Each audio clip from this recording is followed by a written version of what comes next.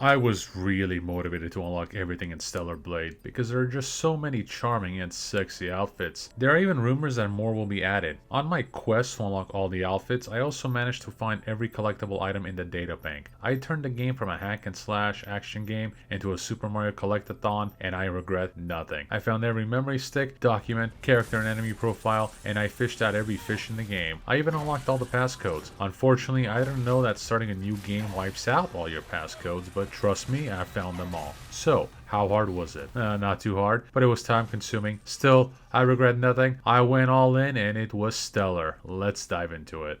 Wait, before we dive in, just know I also found all the special soda cans and unlocked the Black Pearl lingerie suit. It was awesome, totally worth it, and I wanted to brag about it somewhere in this video, so thank you for listening. The link to unlock that is below. First things first, I recommend going on a collection hunt after at least one playthrough in New Game Plus. That way, you can unlock trophies along the way if you're a trophy hunter, like me. Plus, you keep all your upgrades in New Game Plus. So I played on lower difficulty, but I hit harder because of my many weapon and ability upgrades. Finding the memory sticks was probably the most fun out of all the Stellarblade unlocks, minus the outfits of course. So many outfits. Hunting for memory sticks gives you a good reason to explore all 7 worlds and zones of the game, one of Stellarblade's best features. The game offers plenty of enemies to defeat, sexy women to admire, and a detailed world to explore. You don't just explore, you solve puzzles, find clever ways to traverse terrain, and complete side quests to unlock new areas. In other words, you play the game to its fullest, which I didn't mind because I genuinely like this game. Stellarblade hides so many cosmetics that exploring to find new outfits or upgrades is always rewarding. Plus,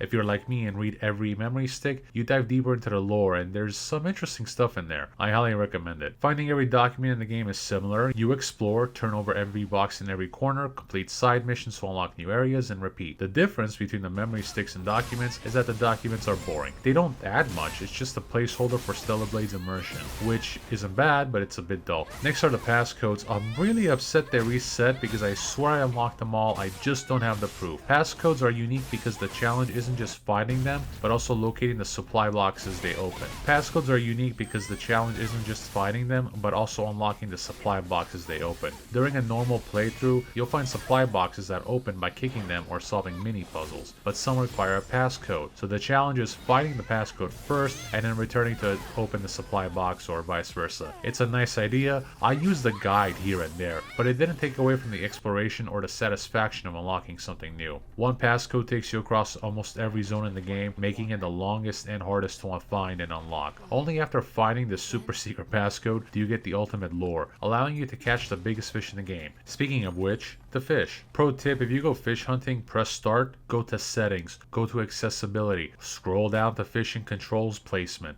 and turn it on. If you don't, you'll hate the fishing quest. Seriously, without that option, catching the hardest fish in the game is impossible. Thank you Reddit for that tidbit. I usually hate collecting fish in games, but I enjoyed this one. The minigame is quick and they made it interesting by adding side objectives for catching larger fish. It gives you a challenge to work towards while fishing. It's a weird approach, but it was fun enough. Unlocking the fish is the hardest collectible because, as I mentioned, to catch the biggest fish, you need a special passcode that unlocks a supply box with special lore. That passcode spans across almost every zone. It's worthwhile and pretty cool. The fish collectible is weird because certain fish only unlock in certain specific areas. I thought I had to explore every body of water, but after a Google search, I learned you can unlock all fish in just 3 locations. You can still fish in other waters and get junk to sell, but I'm surprised because every other collectible encourages full exploration. It feels like the fish collectibles were meant to do the same, but they decided to focus on Eve's outfits instead. The final collectible is under miscellaneous. It automatically unlocks by completing one of the 3 endings, and the character and enemy profiles unlocked by just completing the side quests in the main game. You reached the end. That's it. Like, comment, and subscribe. Let me know what you think. I got the platinum trophy for this game, and I've heard that they might add more DLC beyond the boss rush mode, but as it stands, collecting all the unlockables isn't too hard. It has its challenging moments, but nothing too frustrating. It was fun, worth it. I highly recommend it. See you guys in the next one. That's enough excitement for one day.